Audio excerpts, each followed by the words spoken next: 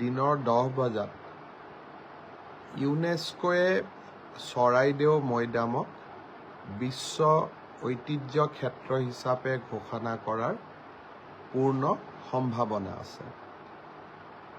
মই বিশ্বাস কৰোঁ যে অসমবাসী ৰাইজে নিশ্চয় আকৌ এবাৰ প্ৰাৰ্থনা কৰিব। আমি সকলোৱে নেদেখাজনক প্ৰাৰ্থনা কৰিম অহাকালি যাতে বহু আকাংক্ষিত এই ঘোষণাটো ইউনেস্কোয়ে আনুষ্ঠানিকভাৱে কৰে আৰু অসমৰ ৰাইজৰ বহু প্ৰতীক্ষিত এই পৰম সৌভাগ্যৰ দিনটো যাতে কালি সঁচাকৈ আহি পৰে।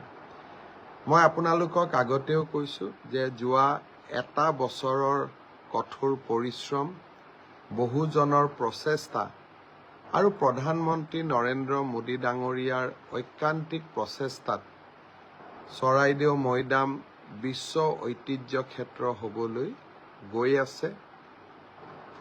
আকৌ এবাৰ কৈছোঁ, অহাকালি 10 বজাত ৰাতিপুৱা 10 বজাত এই আনুষ্ঠানিক ঘোষণা হোৱাৰ সম্ভাৱনা আছে। বহু প্ৰতীক্ষাৰে আমি সেই ক্ষণটোলৈকে ৰৈ থাকিম আৰু যদিহে 10 বজাত সঁচাকৈ এই ঘোষণাটো আহি পৰে তেতিয়াহ'লে আমি সকলোৱে নেদেখাজনৰ ওচৰত আমি প্ৰাৰ্থনা কৰিম যে অসমে লাভ কৰা এই বিৰল কৃতিত্বৰ বাবে। চৰাইদেউ মৈদামৰ বিষয়ে ইতিমধ্যে আমি বহুতো আলোচনা কৰিছোঁ আৰু আমি বহুতে এই মৈদামৰ বিশেষত্ব গুৰুত্ব সম্পৰ্কে আমি জানো। সেই বিষয়ে মই আপোনালোকক বহলাই ক'ব খোজা নাই। বিশ্ব ঐতিহ্য ক্ষেত্ৰলৈ ৰূপান্তৰ হওক, অসমৰ পাঠ্যপুথি, ভাৰতবৰ্ষৰ বিভিন্ন নেটৱৰ্ক ছাইটত আমি চৰাইদেউ মৈদামৰ বিষয়ে সকলোবোৰ কথা প্ৰচাৰ কৰাৰ কাৰণে চেষ্টা কৰিম, যাতে ই সাংস্কৃতিক ঐতিহ্যৰ লগতে এটা পৰ্যটকৰ আকৰ্ষণৰ কেন্দ্ৰবিন্দু হৈ পৰে।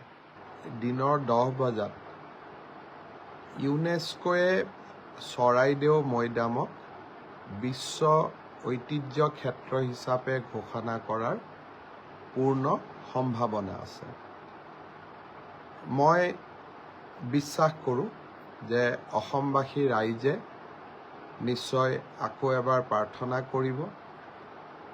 আমি সকলোৱে নেদেখাজনক প্ৰাৰ্থনা কৰিম অহাকালি যাতে বহু আকাংক্ষিত এই ঘোষণাটো ইউনেস্কোয়ে আনুষ্ঠানিকভাৱে কৰে আৰু অসমৰ ৰাইজৰ বহু প্ৰতীক্ষিত এই পৰম সৌভাগ্যৰ দিনটো যাতে কালি সঁচাকৈ আহি পৰে। মই আপোনালোকক আগতেও কৈছোঁ যে যোৱা এটা বছৰৰ কঠোৰ পৰিশ্ৰম, বহুজনৰ প্ৰচেষ্টা আৰু প্ৰধানমন্ত্ৰী নৰেন্দ্ৰ মোদী ডাঙৰীয়াৰ ঐকান্তিক প্ৰচেষ্টাত চৰাইদেউ মৈদাম বিশ্ব ঐতিহ্য ক্ষেত্ৰ হ'বলৈ গৈ আছে।